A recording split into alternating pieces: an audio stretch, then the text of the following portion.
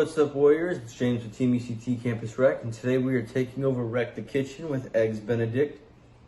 I'm just kidding. This is our Advice of the Day segment for Macronutrients, and we have a wonderful breakfast brunch dish here. We've got English muffin, we got two different types of hams, we got our poached eggs, and our somewhat holiday sauce. But what I'm going to be doing today is I'm going to be going through an entire breakfast, lunch, and dinner, essentially talking about the benefits of certain macronutrients as far as your proteins, your fats, your carbs, a few things about hydration, kind of in and out there. But for the most part, this is just going to be kind of get an idea of what kind of macronutrients you should be looking at based on your training goals. So I'm going to go ahead and get started on this, and the video will start playing for brunch. Lunch, that thing, you know. Bon appetit. Alright, so I decided to skip the lunch and go straight to dinner, and that macronutrient meal I told y'all about last week, it's right here. I've got grilled chicken, carrots, broccoli, both steamed, and rice. So, first thing I'm going to talk to you guys about is going to be carbohydrates. Now, carbohydrates are going to be mostly a fuel source for your body. They come in primarily two different types that most people will use. First one is going to be your monosaccharides, basically your simple sugars. You find these mostly in glucose units, and these glucose units you can find in two very important types of isomers or like different variants. First one is going to be dextrose, which you usually find in like your sports drinks. You can find them in like those energy chew gummies.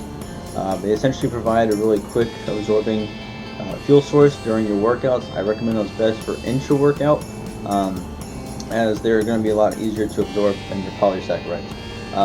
The other being fructose. You usually find that in fruits, sometimes vegetables.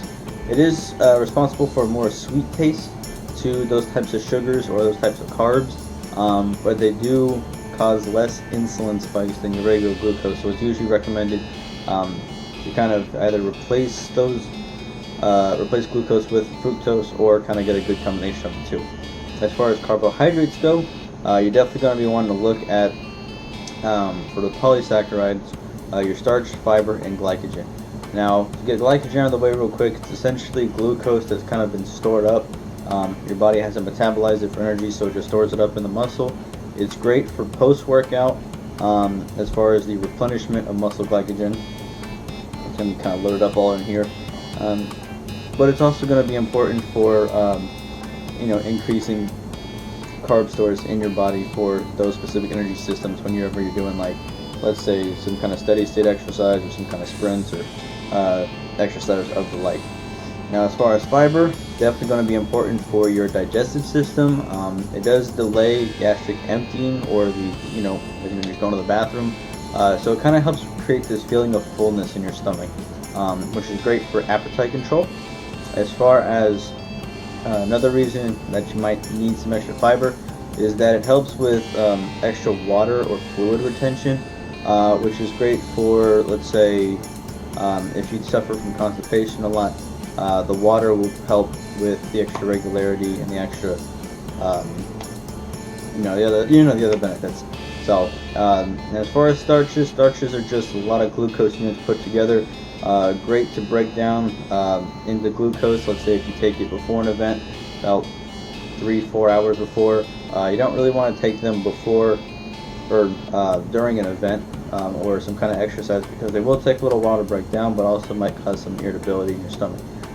So starches are great, especially if you're carb loading for an endurance event like a 5K or more, but not so great for during your workout. That's going to be your carbohydrates.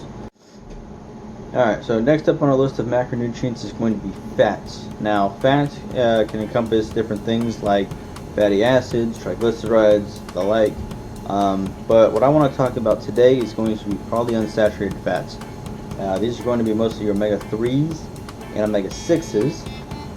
They're going to be considered essential fatty acids because your body won't actually produce them itself. You actually have to get it from external sources of food, supplements, whatever the case may be.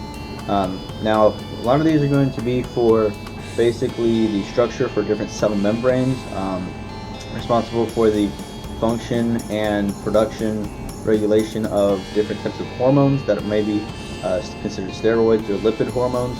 But another function of these that you're going to want to look for is going to be different types of health benefits that you get from it. So now omega-3s you usually get from fatty fish like salmon. You can get it from flaxseed or chia seed. You can get it from different types of oils like canola oil.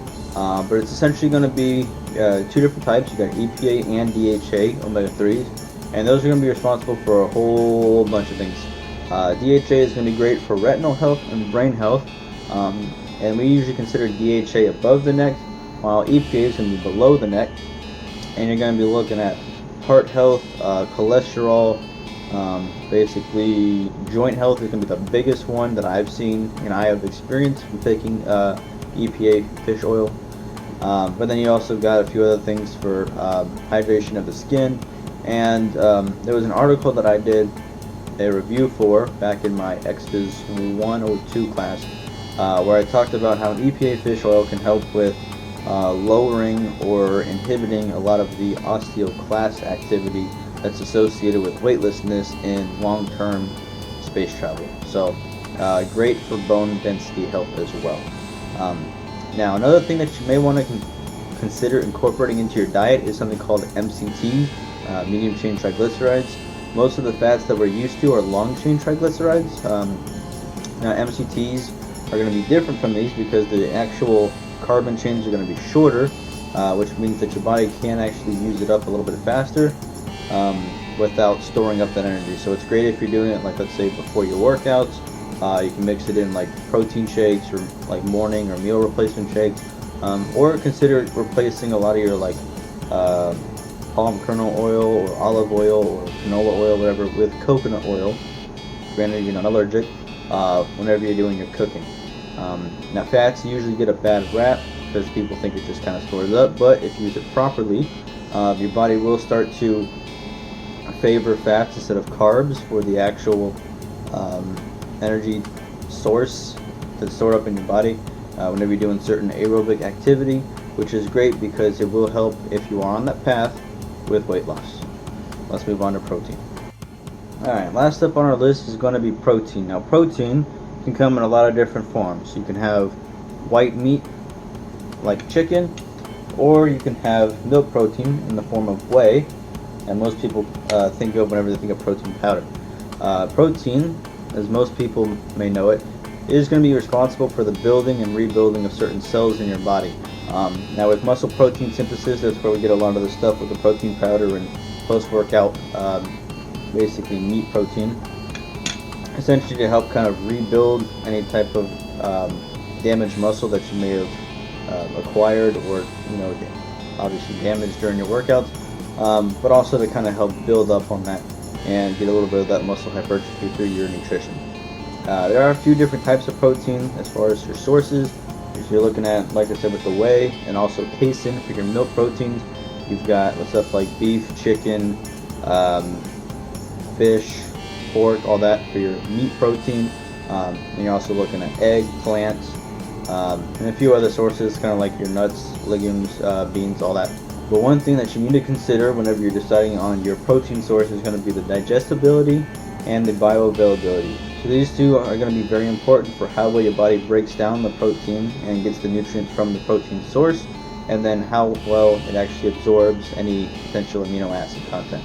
Now, amino acids are definitely going to be something I recommend including in your diet.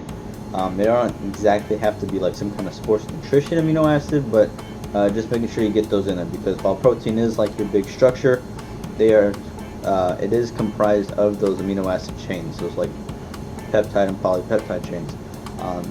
So I recommend making sure you get at least your essential amino acids, which are going to be the ones that your body doesn't produce or doesn't synthesize on its own.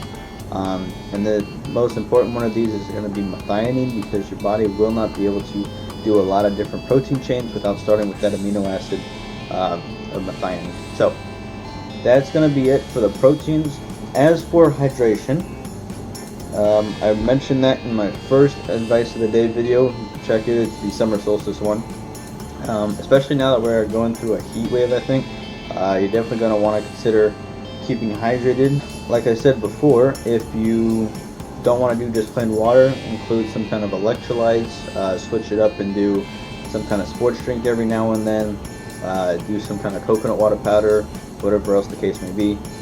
Just make sure you stay hydrated, not only your daily intake, but also your recovery intake, based on how much you've lost through your sweat and whatnot after a workout, because it is important to replace those electrolytes as well.